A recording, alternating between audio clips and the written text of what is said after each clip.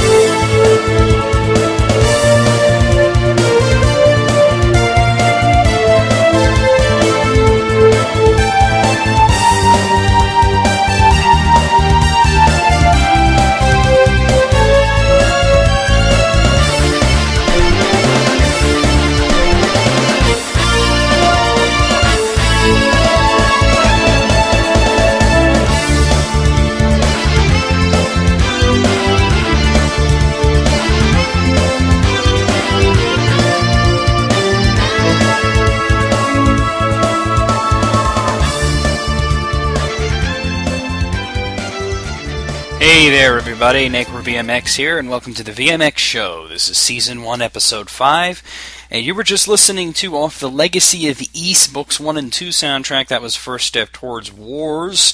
Of course, Legacy of Ys is the remake of Ys Complete, which was the first two Ys games originally released for, well, a lot of the PC equivalents, like the NEC PCs and whatnot.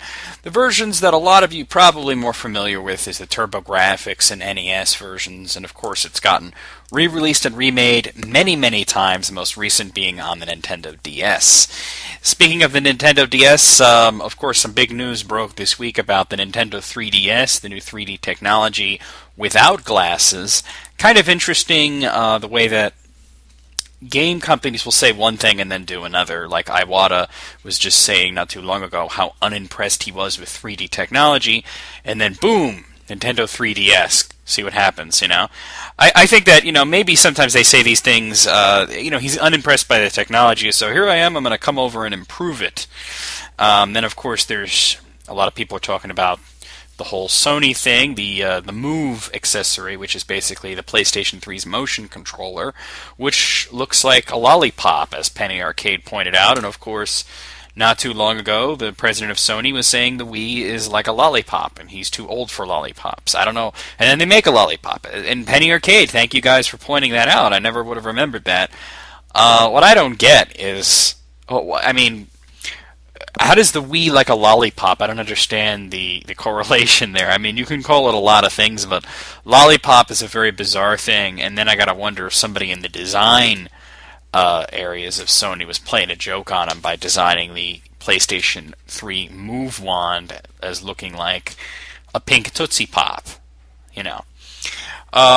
Armageddon Time came by earlier this week to talk with me on the show, so we're going to play that right away, just get that out of the way. We talked a little about the Nintendo 3DS, and basically just chit-chatted for a while, so I want you all to welcome Armageddon Time to the VMX Show. A time to build up, a time to break down, a time to dance, a time to mourn, a time to cast away.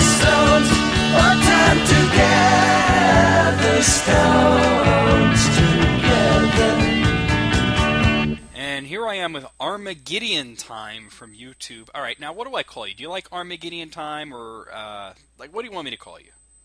I don't know. I mean, Armageddon Time is fine. Some How people about say- Armageddon Time? The one that I've personally gone by is A Time, but that only looks good on paper. Yeah. Hello there, Just A call- Time. You could just call me by my real name. I could even care less. What's your real name? Jesse.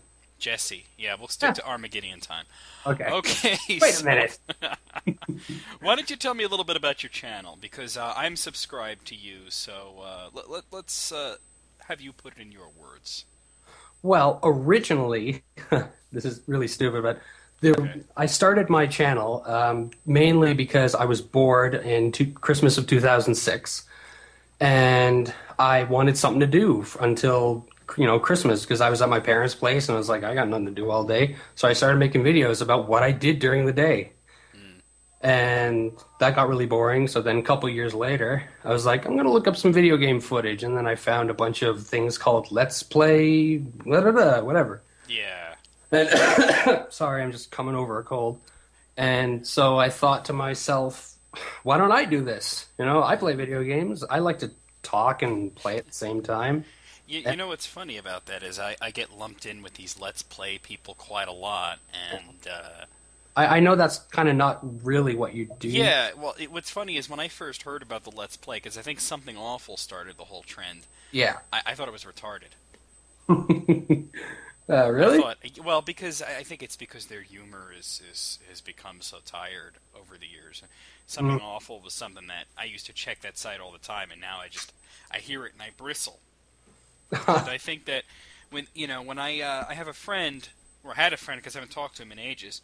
I had a friend, Michael, that I showed him my channel when I was just starting out, and he's like, you should axe the improv and do just, like, scripted jokes. And I'm thinking, well, then it would just be, Let's Play Half-Life from the Something Awful forums, and that's exactly what I wanted to avoid.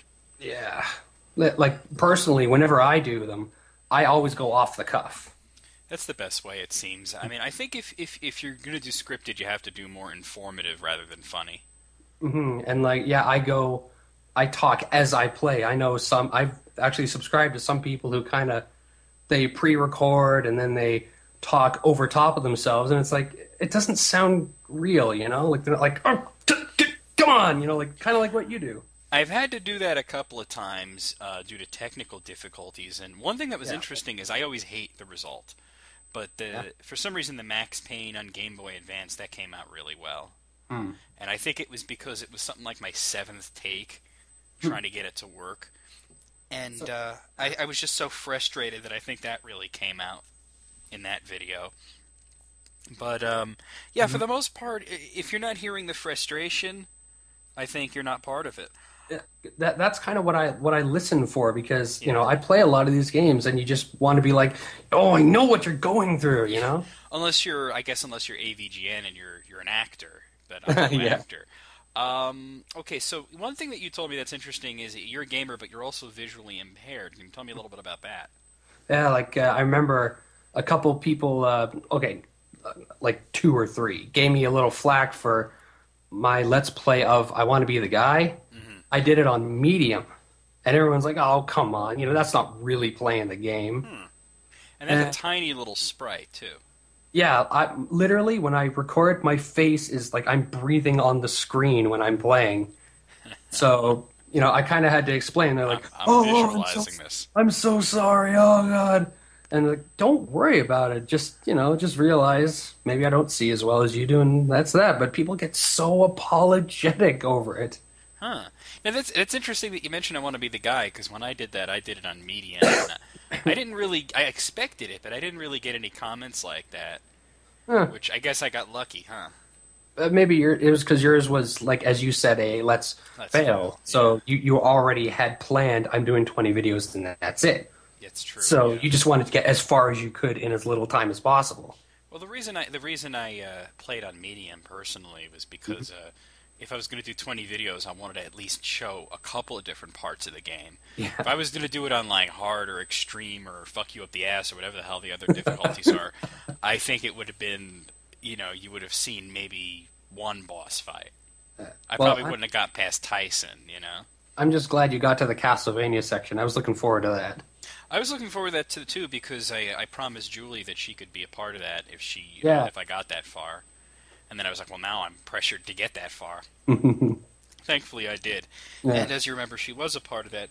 But let me ask you, is there any unique difficulties? I mean, how visually impaired are you? I know a couple of people that are subscribed to me that have the same problem. One guy that I talk to quite often says that he can't even see Game Boy games because they're in black and white. Are you in that same boat? I used to be, but I'd had like big story coming. I had corneal transplants. So my vision went from like 20 over 800 to 20 over 50. So I was like reading Braille, and then all of a sudden I could read a newspaper. Wow, that's a big improvement, huh? Yeah, and I was like, holy crap, the graphics on these games suck now. 'Cause I could see all the little each individual sprite. Oh, okay, yeah. I was like, oh my god, Mario World looks terrible. No, Mario World looks great. I still think it looks great. I mean, me personally, I always go by the artistic merits. Yeah, I know, but what I mean is beforehand I couldn't see the little blocks, so everything looked smooth. So it looked like a cartoon to me, and now everything looks like the Nintendo 64. Yeah, pretty much. Blurry. Yeah, like a soft haze over top. Okay, so obviously your vision has improved quite a lot because you said what 20 over 50.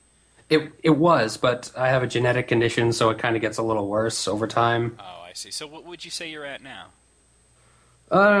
Maybe 20 over 400 or 500. Could be worse. So, I can still see DS games, but I have trouble. I have trouble really seeing like text. Like I have Final Fantasy IV, and I can't finish it on the DS because I can't read the text anymore. Okay. Speaking of the DS, and I wanted to mention this because this news just came out today, I believe. A little segue? Yeah, nice little segue there, because you knew we were going to talk about this. Yeah. This is Plugged In broke the news. Nintendo announces new DS model. Now, when I first saw this, I assumed they were talking about the DSi XL, which I would think that the DSi XL would be something that you would look forward to very much, as it's nice and big and bright. I am, and I did, and I pre-ordered it and everything.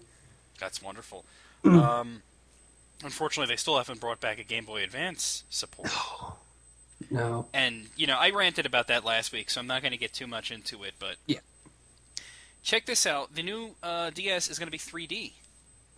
What? Yeah. Really? Yeah, they're calling it the Nintendo 3DS. Oh, that's cute. Yeah, well, I think cute is the kindest word you can have for it. Will be compatible with all the DS games, including DSi games. Notice they dropped the I on this. Yeah. Of course, that's just what they're calling it now. They might change it. Now, I mean, this is interesting because, Iwata was talking about 3D gaming and how he didn't think people would be standing there on the Wii Fit wearing glasses. They'd feel like assholes. So now he's designed a handheld that's 3D where you don't have to wear glasses. And they're talking about, facial recognition software and all this nonsense. But my question to Nintendo and to you and everything, I'm feeling that we haven't even gotten the XL yet, and already they're talking about the next one. I mean, they're putting the cart in front of the horse, don't you think? I'd say so, but maybe it's just an idea. Like, is this confirmed? Like 100%? This is what they're doing? I can bring up a Japanese commercial for it if you want. Wow, really? Yeah, it's nuts. I mean, here's what I'm saying is that we've had the Wii since 2006, so it's going on 5 years, and usually that's about how long consoles last before we start transitioning into the next phase. But there's been no rumblings of another Nintendo console at all. They haven't had any, hints or names or anything being dropped. Even the thoughts of there being an HD version of the Wii have been shot down multiple times by Nintendo, which I think is good because I think it's stupid to just re-release the same hardware with a slight bump in performance. Not even performance, really, just output. Yeah, which is why I criticize the DS is constantly coming out. I have the DS Lite still. I don't see a reason to get the DSi. The XL, I don't know. It's kind of too big, almost. Well, I kind of like the bigness because I'll actually be able to play my games. Of course. And I'll be able to increase the brightness. Finally finally beat Final Fantasy IV. Which model of the DS do you have right now? Which model of DS do I have right now? Yeah. The DSi, actually. Oh, okay. So 'Cause you're not able to play the Game Boy Advance games, huh? I have a Game Boy Advance SP, the one that looks like the NES. Yeah, I'm not a fan of that because my hands feel like I'm cramped on that thing. I don't know. I like a wider handheld. The 3DS, I mean, it sounds like a wonderful idea, but it seems like maybe they should be thinking about a follow-up to the Wii. Yeah, but who knows? Maybe the 3DS is going to be like the companion to whatever the next console for Nintendo is going to be. Like maybe, like this, it seemed like this came out of nowhere. Like, was this just spring-loaded on everybody? Absolutely. I just heard about this a few hours ago. So in that case, maybe they might do the same thing with a console. Maybe the console will be in 3D. Maybe they'll do like a Project Natal kind of thing, Well, Project, and it's interesting that I mentioned the DSi XL and how that helps you with your disability. If you remember in a previous episode, I mentioned how Project Natal could also bring a lot of other people with disabilities into gaming, which is interesting. Now, here's something that you didn't think games would ever be good for. Another news story I have here. McDonald's to use Nintendo DS as a training tool. How exactly are they going to do that? How are they going to implement it? I'm gonna read this because this is hilarious. Millions of Nintendo DS owners are familiar with the food preparation games like Cooking Mama. Well, not me. I don't play that nonsense. I was just thinking that too. Yeah. But a new deal between Japanese branches of McDonald's and Nintendo will see the handhelds adopted as training tools for new fast food chefs. I think fast food chef is somewhat of a misnomer. No kidding. It's like, dunk, you're done. At the most, they're practically on an assembly line, and I've worked in fast food when I was a kid, so I know how it is. Yeah, I think that's...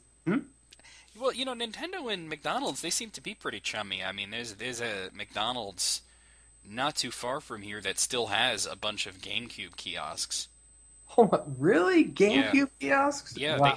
They actually had it for a long time. They had it when the GameCube first came out, and it's a big thing there. Well, I remember, like, throughout my life, that McDonald's would always be having promotions, having the Mario 3 toys and the Happy Meal, the Mario 64 stuff, and... The eye-gouging raccoon Mario toy. That thing was awesome. It was awesome until it hit you in the face. Yeah. Well, let's just say I wore sunglasses pretty much all the time back then. You're practically blind and you wore sunglasses? That's bold. Well, I still am, what's the word? Legally blind? No, when you're really, really hypersensitive to light. Oh, I have photosensitive or something like that. Photophobia, thank you. There we go. Yes. I mean, all right, no, I just don't know. I mean, Nintendo, they have slipped up. They have a pretty good track record, but I mean, we've seen them attempt the 3D thing with the Virtual Boy, and we know how that turned out. Oh, that was painful. But I totally wanted one when it came out, though. Well, I gotta admit, I did too, until I, saw what the games look like. And you just hemorrhaged out of your ears. Yeah, pretty much. Now, it's nice to play them on an emulator. It's nice to be able to play, like, Virtual Boy Wario World and... I just kind of play it for a couple minutes and be like, oh, so this is what it was like. Next. Yeah, exactly. And I think the only other game on there that was decent was Panic Bomber, and you can play that on the TurboGrafx anyway. Oh, really? I didn't know that. Oh, yeah. There's other slip-ups. I mean, there was the ridiculous disk drive thing for the Nintendo 64. The 64DD? Yeah. Yeah. That's well, special. They didn't even bother with it over here, but they still had the hookup for it on the bottom. That's true. Well, the NES and Super NES had similar-looking things on the bottom of them that never got used in America, or Europe for that matter. One thing that I found interesting about the Nintendo 64 DD in this story time, I remember being in a store once looking at magazines, and there was some sort of video game magazine. I don't even remember what it was. It wasn't like, EGM or GamePro or anything well-known. But they were declaring on their cover story how the N64 DD was going to, and I quote, rule the world. Look out, because here comes a disk drive. Ouch. Yes. Ouch. I wouldn't be surprised if the same magazine had a CDI will rule the world. Or Jaguar, you know. That's the same tech they used for the Famicom disk drive, basically. Oh. I mean, so what does that tell you? And of course, there was the Power Glove, and I love every time I talk shit about the Power Glove, I get these people telling me, "Oh, it is the precursor to the Wiimote." Just because they think it's the precursor doesn't make it good. Well, I mean, yeah, that's exactly my point. The Wiimote works. Mm-hmm. Now, what do you think of the PlayStation Move accessory, the wand? The wand, I don't really care unless the games are good. That's all I care Well, about. of course. You know, and of course we know that the Wii, part of its whole strategy is the bundled with Wii Sports thing. They're going to have to bundle it with something decent. Yeah, they better find a good way of utilizing that wand and the technology, and don't come out with like a Wii Sports kind of thing. You got to be different. Yeah, exactly. It can't be just Wii 2. It just looks retarded to me. It looks like a microphone. Well, maybe it's just like a modified microphone in some sense. It looks like a microphone, or like a dick with Rudolph's nose on the end. That would be a very interesting way of promoting their marketing campaign. You might even say it glows. Sony, fucking you again. Literally. And then, of course, and this is interesting because I was looking at this list of Nintendo's biggest mistakes, and they had Rob on there. Well, I don't think that was a mistake at all. I think that actually helped them quite a lot. in what sense, though? I mean, it's sold, but then people were like, okay, I got Gyromite, now what? Well, I think it was that people at that point, they were very leery of video games because this was right after the crash. Yeah, and they marketed it as, this isn't a video game, it's a control deck for your robot. And it got people to get this system, and then, you know, Super Mario Brothers comes out, nobody cares about the robot anymore. Yeah. But it got a lot of Nintendos into people's homes, I think. Mm-hmm. Like, yeah, I remember, well, I don't quite remember, but I'd seen the commercials. I was 5 years old, so... Yeah, I was, like 3. But you could get the huge bundle of, like, Rob and Gyromite and Nintendo and Zapper and everything, but that must have cost quite a lot back then. It was a noisy bastard as well. Oh, I've only ever seen it used, like, in person, seen it used once, and I was like, you know, I don't know what the big deal is. Yeah, the whole time you're... It sounds like an old printer. Yeah, it does, doesn't it? Yeah, one of the dot matrix printers. There was a second game that worked with Rob, Stacka, but I've never played it, so... I never even heard of it. You know, the only way that I've heard of it is that people always say Gyromite and Stack Up, but I've never heard of Stack Up. I mean, I've never seen the game. I don't even know if I have the ROM. I might. Oh, well, is there a possible way of actually using a Rob ROM to work like Gyromite or Stack Up? Well, I did a video on Gyromite, but I was using 2 controllers instead. Oh, geez, I haven't seen that video. I guess I better get it off my lazy butt and go see it. It's kind of an old one. You might have been from before you subbed, actually, and you've been a sub for a while. But yeah, the thing with Gyromite is what I did was I mapped the A and B buttons from controller 2 right above the controller 1 ones, and the idea was that one person would control a little guy, and the other person would control the shutters. And from what I've been told from somebody who actually had a Rob, my friend Marielle, she said it was way more fun to play it with 2 people and to just be a bastard and squash the person on purpose. That's not a bad idea. And I know I would have totally done that if my brother and I were ever playing. I never understood that game. Oh, because back in the day, I really didn't like playing 2 players with anybody. I was very greedy. People suck. Yeah, like playing Bubble Bobble. Oh, forget it. My brother was helpless. Well, Bubble Bastard made you play with 2 players or you couldn't get the best ending. Yeah, well, I would just kind of pause and then press the select button. And make the other character appear if you had an extra life. Yeah, I always made sure I did. Yeah. Otherwise, I would just quit and start again. Son of a bitch. Yeah, Gyromite I never understood, and it makes you think, like, back in the day we took these things for granted, but now it's like you think about it, why is an old scientist running around climbing ropes and collecting dynamite? It's a suspension of disbelief is what I say. Big time. And then why is the game even called Gyromite? I don't know. Does that word mean something? Is it an actual thing? I don't think it is. Because like a gyro, you know, like Yeah, I know what a gyro. Maybe it's supposed to sound like dynamite, gyromite. Oh, maybe. Maybe they thought dynamite was too violent for the kiddies. Oh, but then you had like Dynamite Heady. Yeah, but that was years later on the Genesis. Oh yeah, I guess so. You remember the Genesis was the edgy console. Sega does what Nintendo don't. What about Bomberman? Bomber, you know? Can't say. You just reminded me of Ben Stiller in like Meet the Parents. Oh, I can't say bomb on a plane. What if I'm a bombardier? Man, it's been ages since I've seen that movie. That was a good movie. They're making a third one from what I hear too. So what are they going to call it? Meet the... they're gonna call it the Little Fockers. Really? That's what I heard. Oh, my goodness. I don't know if I want to see that or not. I'm not sure. Oh, I definitely want to see that. I'd seen the first two, but I don't know. The second one was even better. I would recommend it. Oh, I saw the second one. Oh, okay. I thought you said you saw the first one only.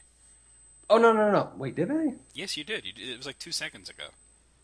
Oh, well, I have the memory of a goldfish, so you know how that goes. That's like goldfish playing baseball. Strike one. Strike one. We'll be here all Strike day. one. Yeah, exactly. Yeah. It'd be like in the stands. It'd be like peanuts. I'll have some peanuts. Peanuts. I'll have some peanuts. Oh, God. You know, over and over again. That would be great. Well, I had actually seen both, but I only saw the second one once, and I pretty much forgotten it by this point, just That's a because, shame. I don't know. Now let me ask you, what is this feature that you're doing on your YouTube now? Because I was just okay. Firefox just killed itself. That's unfortunate. No, actually, that was Pure Guardian. Okay, what is this that you're doing? Let's Play 1985 to 1986. Are you trying to like do every game that came out in that era, or No, not every single. I'm gonna pretty much play a game until I'm dead, and then move on to the next one. Kind of, bam, bam, bam. okay? But I of don't course, know. I ended up playing Donkey Kong Jr. for a little while. Yeah, I saw that. I don't know if you heard me freaking out there, but something on my computer just froze, and I was getting like a remixed version of Armageddon Time. It was like, not exactly what I'm doing. Not exactly. Somebody's gonna remix that and put it on YouTube. I in hope like it. five- I hope it like 5 recorded minutes. like that. I hope it That's a recorded good like idea. that. That would sound awesome. Not exactly. Not. That's exactly what I was hearing. You Weird. were also doing. You were doing Final Fantasy VI. Yeah, that's kind of that? coming out slowly because, like, it's my favorite RPG, and I'm really worried that I'm gonna miss something, and I'll go, oh, I can't get it anymore, you know. So I gotta take my time with it, sort of thing. I'm glad you said it's your favorite RPG because I wanted to ask you and maybe get this actually on the radio, I guess, to say Okay. what is it that you see in this game? What do I see in Final Fantasy Yeah, VI? what makes it better than the others? Because personally, Uh-huh. and I've tried many times, I haven't been able to get into it. No. Well, for me, the big reason is because it was the first RPG I had ever actually sat down and said, I'm going to do this, I'm going to beat it, I don't care. Because the first RPG I ever played was Dragon Warrior, and the frickin' slimes always killed me. The slimes killed you? Yeah, because Oh. I would go out into the forest, and I'd never played an RPG. I had no idea what I was doing. Oh, okay. And so I would just go, I want to fight it. I want to keep fighting it. No, fight. If I keep fighting it, maybe I'll actually win the game. And then I would just kind of walk around, find another slime, and my life would slowly get whittled down into nothing. I said, this game is stupid. And I would throw it away. Of course, now I look back and I really like Dragon Quest, of course. Yeah. I have Dragon Quest V on the DS. Of course, I can't play it, but Wow, that's true. Great game, though, yes. Oh, I like it so far. so far. But Yeah, so Final Fantasy VI, personally, I've tried it a couple of times, and every time I sit there, and about, say, 10 minutes into it, I just completely rage out. oh my God, 10 minutes. No, you gotta. Well, okay. Well, I don't this is want what everyone tells to. I'm not going to force you to play or anything like Well, that. right now I'm doing kind of a marathon, and I'm going to play through all of them, so I will go through it. I'm going to see if maybe the Game Boy Advance version is a little more tolerable. I think it's the translation that kills it for me. Yeah, because there's one part where I don't know if you'd how much of the story you know of Final I Fantasy VI. pretty much know it all.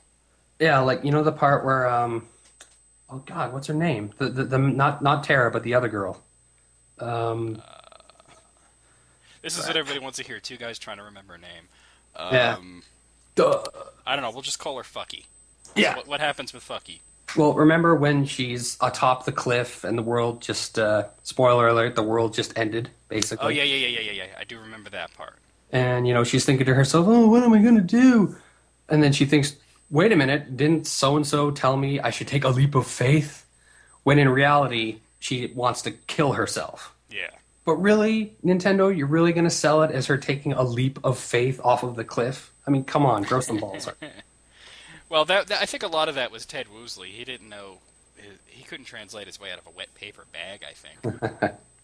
But actually, the reason I'm playing the Super Nintendo version is because I played that version so many times that that's like the back of your hand. The way that I play it, though, is I kind of abuse the... what is it, where you turn them... Where you use Vanish and then Doom.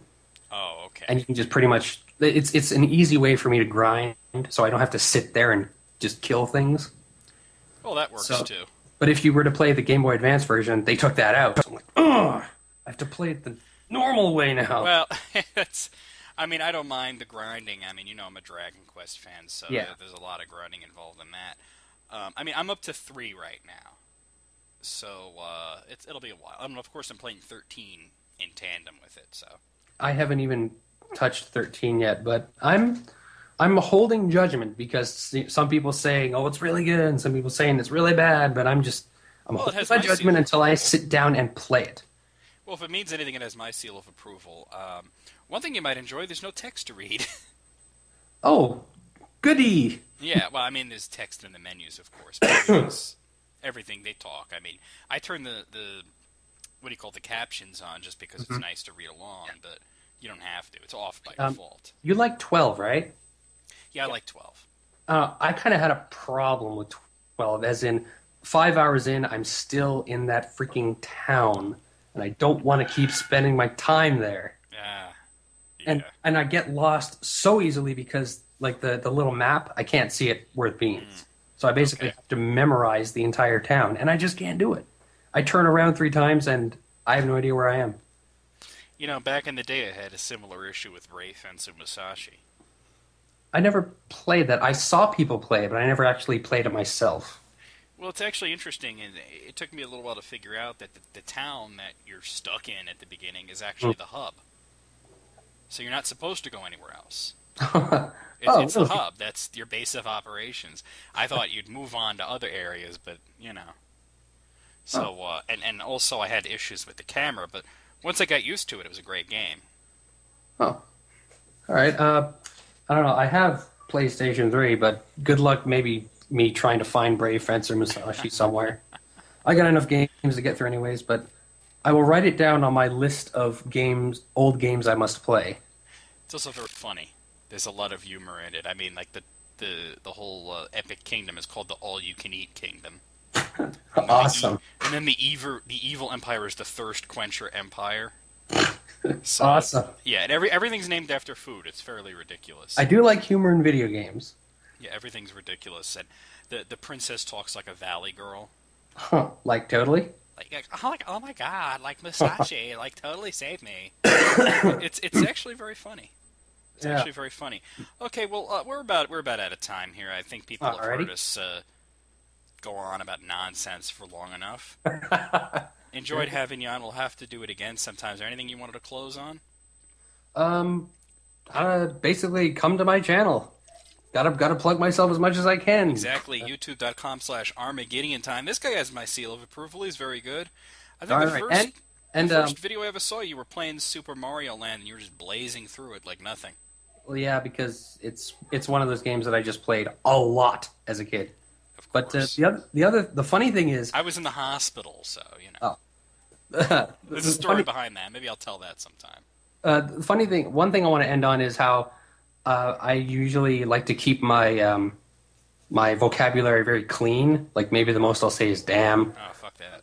Or whatever, stuff like that. But then I watch your videos, and it's like, oh my god, this guy is just nothing but curse words. Well, okay, not nothing but curse words, but I ought to do a video that literally is nothing but curse words. Okay, but you have no filter. That's it. No, absolutely not. Somebody said that at work, something like, what happened to your filter? And I'm like, fuck if I know. But it's like, I don't personally have a filter. I just really don't say those words. But it's funny that I can appreciate, someone with no filter, and you can appreciate someone who maybe isn't saying curse words and stuff like that. I like Bill Cosby. What does that tell you? Oh yeah, I guess so. Yeah, there you go. All right. Well, it's nice having you on. Thank you very much. I greatly appreciate it. And back to the show. All right.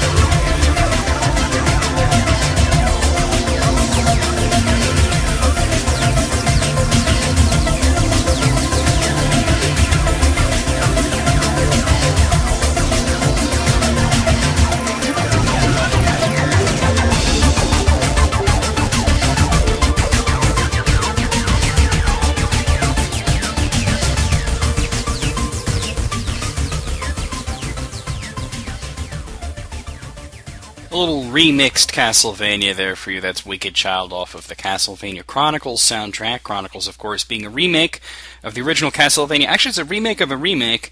It was a remake of the original Castlevania on the Sharp X68000. Yeah, that one only came out in Japan. And then that version got redone on the PlayStation as Castlevania Chronicles. Pretty cool. I asked you guys last week for more questions, and boy, did you come through. I got lots of questions. I don't even know if I'm going to be able to get through them all, but I'm going to try. If I don't get to your question this week, I will get to it next week. But let's jump right in. I got lots of questions here, lots of people asking me stuff.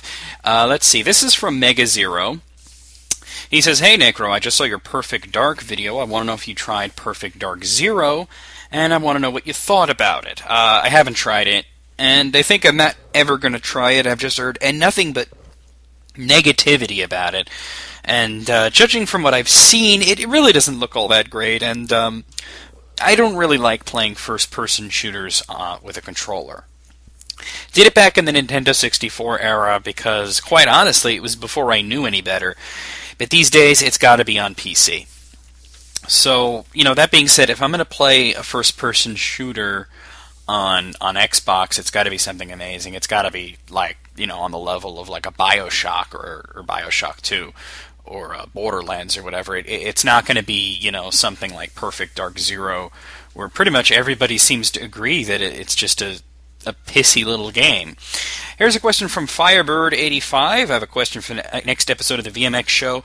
Now that the Wii is going on its 5th year of life, and Nintendo usually puts out a new console every 5 to 6 years, what do you think Nintendo's going to do for their next console in terms of media formats, features, and when is it likely to be released? This is a tough question, and I've gone into this a little bit in previous episodes. It's a tough question because usually you'd at least hear something by now, rumblings and rumors and whatnot. We haven't heard anything. Just earlier this week, my coworker was browsing a news site and said, "Oh, look, a new 3D thing from Nintendo." And that's how I found out about the 3DS. And I assumed, I was like, oh, finally, we're hearing a little bit about the successor to the Wii, but it turned out to be yet another DS. And it seems like they're focusing on pumping out these DSs over and over again, like I talked about earlier with Armageddon Time. And the Wii is just kind of sitting there. Sales haven't really declined all that much. Obviously, it's reaching market saturation, and Nintendo was denied any sort of HD Wii. I think that their next console, are they going to go HD? I don't think they are going to go HD, because they find a nice little niche for people who just don't really give a damn whether it's HD or not. As for media formats, I think, I don't think we're going to see Blu-ray, but I think they're going to stick to their proprietary disc formats, which of course are very similar to DVDs. Maybe they'll want to pump it up, get a little more storage space in there, but I really don't know. So I hope I gave you some insight on that, but really there's nothing going on here. This is from FoxFang96 is back. Says, who's your favorite person to watch on YouTube? Well, that's tough because most of the people that I subscribe to aren't really people, but they're just like services that put out, videos and whatnot. I think John LaJoy is great. I've been subscribed to him for a while. So I guess he just put up a new video today, a new song called the Chat Roulette Song, which I was bursting into laughter. It was great. So as for just a person, not like a professional, that's kind of tough.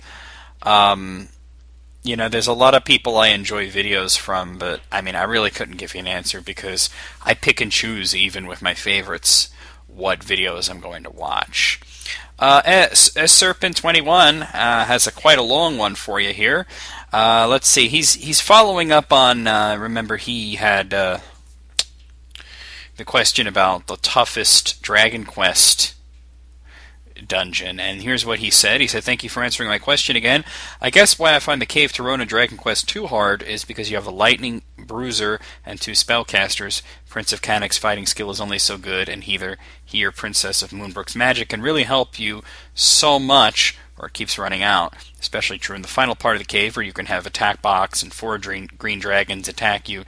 It makes extra leveling up a pain and makes the game longer than it has to be, kind of like part of the first game.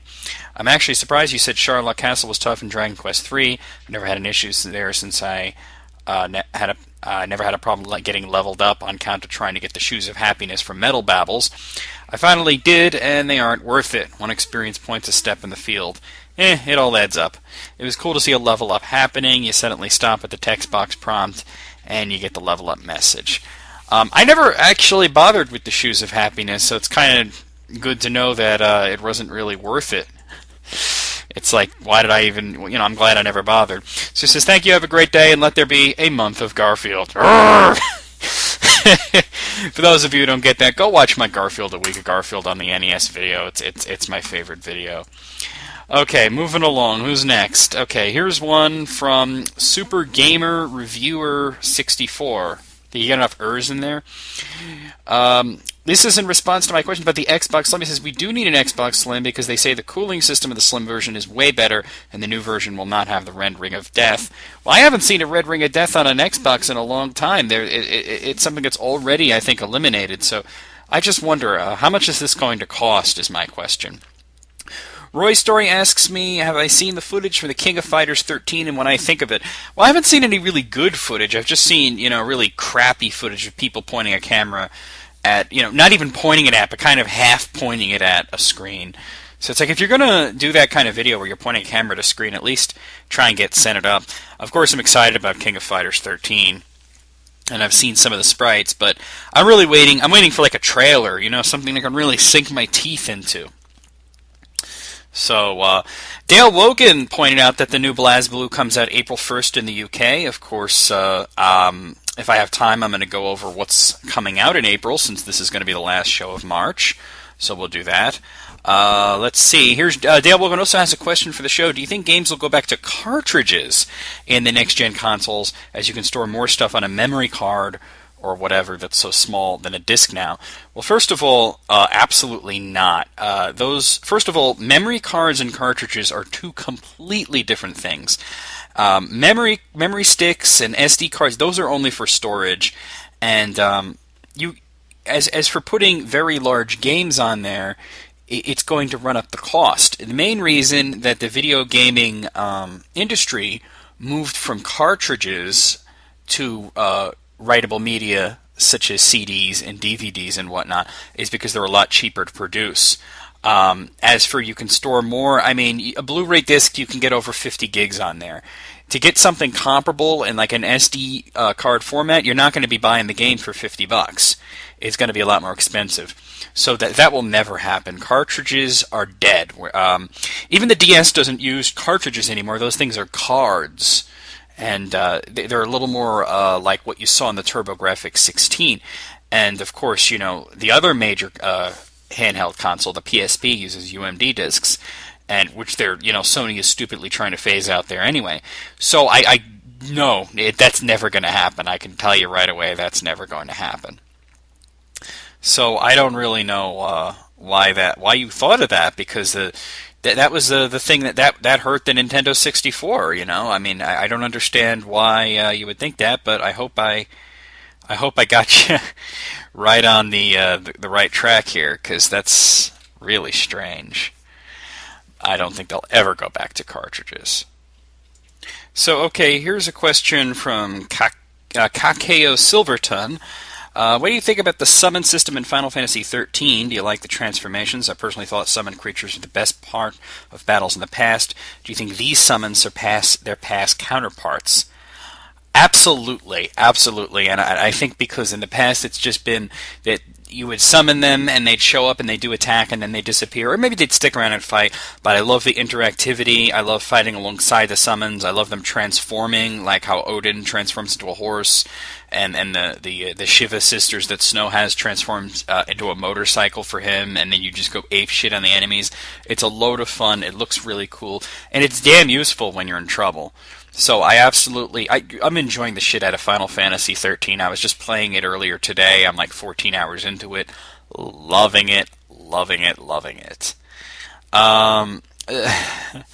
Let's see, who's next? I think I only have a couple more questions here. Let's see, here's one here's another one from S. Serpent, actually.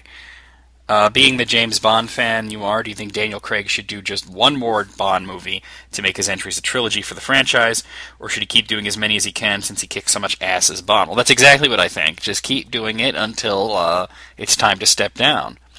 Also, what do you think of Malin Ackerman as a Bond girl? Sure, her acting chops aren't the greatest, but she could be adequate for whatever role the movie required. Well, I don't want it to go back to, like, Britt Eklund in The Man with the Golden Gun, where she's just something that's pretty to look like, and she's an absolutely terrible actress, and the character is annoying as hell. So, no, I think that they should be sticking to better actresses. I think that the series has gotten a lot smarter, a lot tighter, and a lot sleeker, and I want it to stay that way. I don't want to go back to the old kitschiness that could have plagued some of, like, say, the Roger Moore era.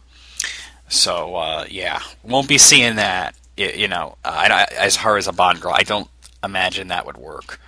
Emil Lister asked me, what rock, metal, or metal artists or bands would you recommend for someone who's not really a metalhead?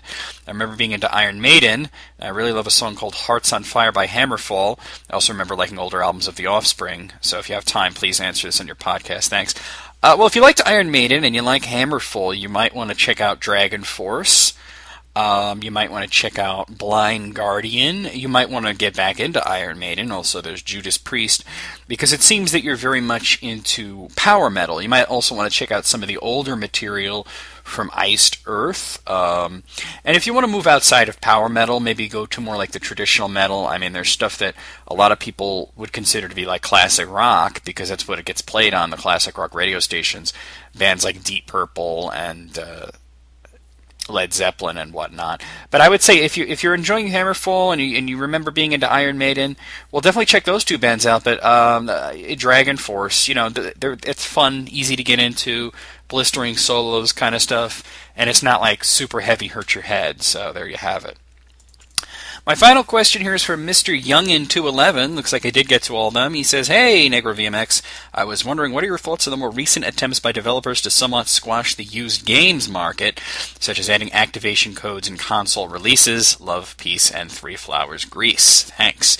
I actually want to thank you, Mr. Youngin211, for asking that question. That was something that I actually wanted to address in the first episode, and I didn't have enough time to do it, and since then it slipped my mind. I think it's something that it's kind of silly. In the past, it used to be they didn't care how long you played a game for, as long as you bought it and liked it enough to buy the sequel. Now it's like they want you to keep playing the same game. They don't want you to sell it to GameStop. And I think the reason is because when people are going to GameStop and they're looking for used games and they're buying up all the used games, and some people run through games so quickly that a week after a game comes out, you can find a used version in GameStop. And sure, maybe it's only $5 less than the new one, but in this economy, that can make a difference, and people will happily take that used version, especially knowing that the so-called new games at GameStop and other stores that are like GameStop, but GameStop's probably the worst of them. They're not really new. GameStop's definition of a new game is it hasn't been played in a console. They could be playing hacky sack out back with it. I mean, they take it out of the box. As far as I'm concerned, if it's not in the box, if the disc is not in the box, and there's no shrink wrap on it, it's not a new game. It's a used game. I don't care if it never touched an Xbox, or it never was in a Wii, or it never made love to a PlayStation 3. It's not a new game, because for all I know, it could be damaged. They could have been playing hacky sack with it. So that being said, people looking for used games, though, and even if they're only saving a couple of bucks, and they're getting those, and the gaming companies are losing out because they're selling one copy of the game to the store, and then the store is selling that game to the people over and over and over again, making a mint doing so great for them, not so great for the game developers who are trying to make some money. The activation codes I think are pretty stupid, though. Things like episodic content and downloadable content, I'm all for it. I think that if they really want people to be buying new games instead of used games, the most important thing we can do is to lower the prices. $50 I think is fairly reasonable for a game. I mean, that's what new Wii games cost. That's what most new PlayStation 3 games cost. I've happened to notice that some Xbox 360 games are more, and I don't understand why. I mean, I can understand why Final Fantasy XIII cost me $60, because that's on 3 discs. Costs are higher. But then when I go and I buy, like, Guitar Hero Van Halen, why is that $60 when it's $50 on the Wii and it's $50 on the PlayStation 3? So they need to really look at lowering the costs. If they want to lower the costs on their end, maybe they ought to stop doing this sort of activation code nonsense. Maybe they just need to think about it in a different way. Personally, I buy a lot of used games because I'm a collector of games. I'm a collector specifically of GameCube games, and I don't have all the money in the world. So sometimes, you can get more games. I've never in my life sold a game to GameStop, or even back when, there was a FuncoLand. I've never done that because even if I hate a game, I'd rather give it away than sell it, and I never do that. And whenever I'm in there, well, now they know me and they don't do this, but it used to be whenever I went into these stores, they would always ask me, "Do you have anything to trade in?" And I would just tell them, "No, I don't do that. Forget it. I'm never going to do that because I don't ever understand the point. Okay, I beat this game. I better sell it." Sometimes I'll sell games on eBay, but that's because I have doubles. As a matter of fact, I got a stack of games right here that I got to get an eBay auction going for. So if anybody's interested, I'll probably mention it on the YouTube channel, but I got a Final Fantasy Crystal Chronicles here in really good condition. I got a Mission Impossible. These are all GameCube. I got a Finding Nemo. I got a Batman Rise of Shinzu. And I got a 007 Agent Under Fire. I had previously given away some of my doubles, but some of them, everybody already has. So I'll probably be selling games on eBay. But the whole used game market, it's also become so much a part of gamer culture. So I don't think it's something that they're ever going to squash no matter what. Offering DLC, offering activation codes, offering special incentives to buy them. You see this a lot with music games. Get 3 free songs free when you pre-order the game at GameStop and blah, blah, blah, blah, blah. People go for this. It's true. So it's never going to fade away, but I understand why they're doing it because they, and a lot of people don't understand this. But these people who are making video games, they are only doing it for one reason, to make a living.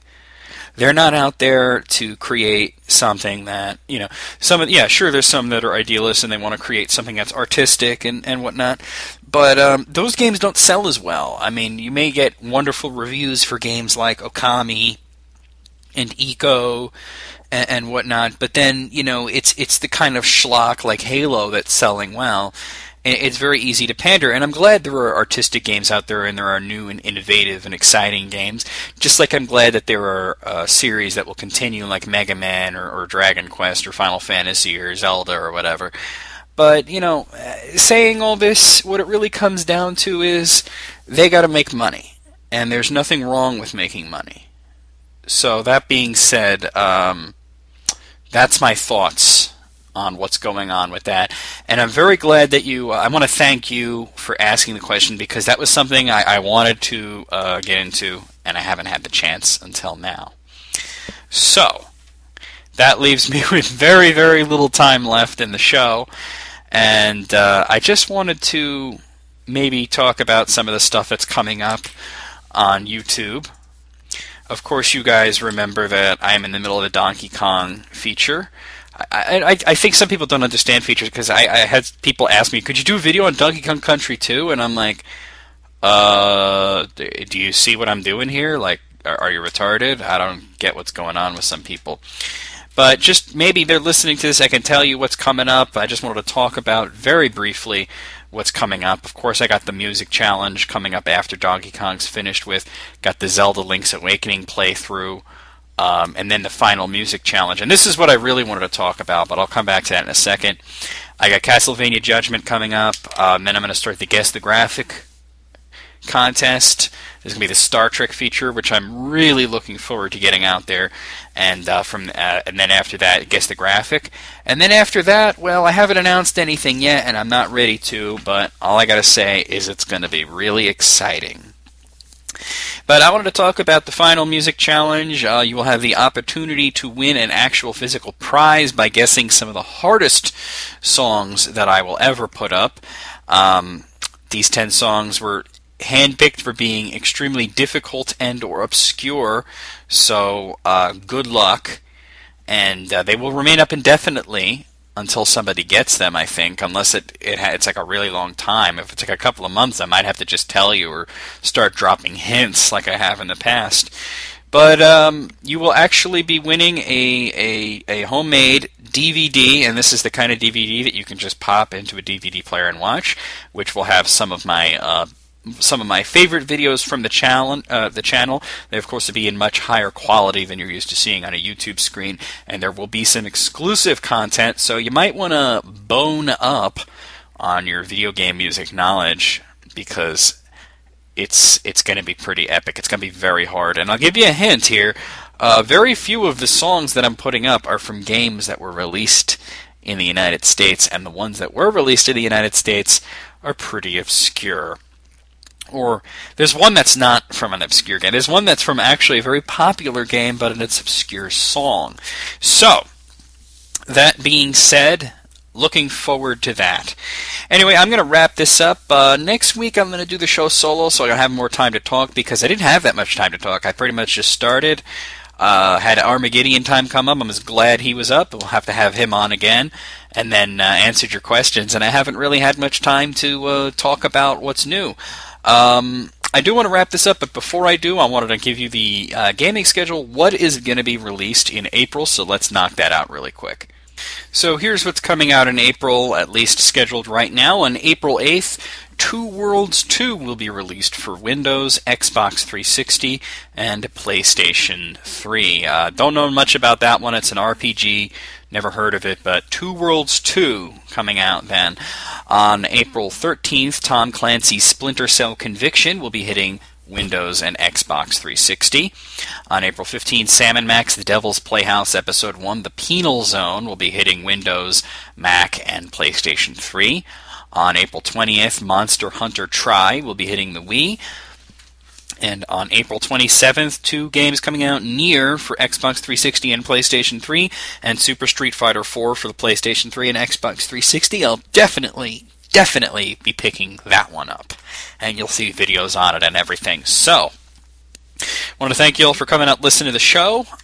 That's been episode 5. I'll hope to see you next week with episode 6. NecroVMX, out.